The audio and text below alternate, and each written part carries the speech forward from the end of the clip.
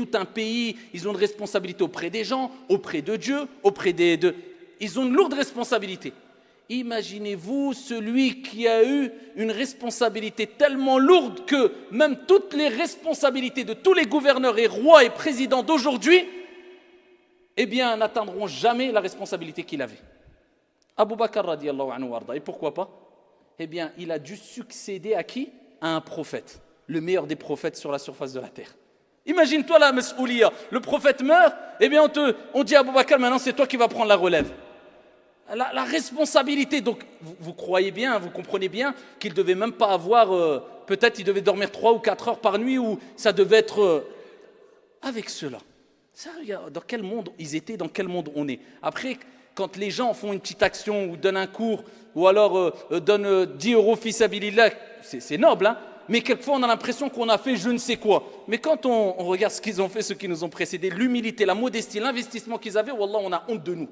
Et ça, c'est pour nous booster. Et moi, le premier, je m'inclus dedans, à se réveiller. Parce que la vie est courte, c'est un examen. En tout cas, tant pis pour celui qui n'aura pas profité. Abu Bakr, radiyallahu anhu warda, tous les matins, ba'da salat al-fajr, il partait en courant dans les rues de Médine et il rentrait dans une maison.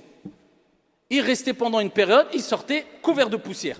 Omar ibn al-Khattab, à chaque fois, il le surveillait. Il dit, c'est pas possible. Pourquoi il rentre à chaque fois dans cette maison, il sort couvert de poussière? Une fois, 2, 3, 4, 5, 6.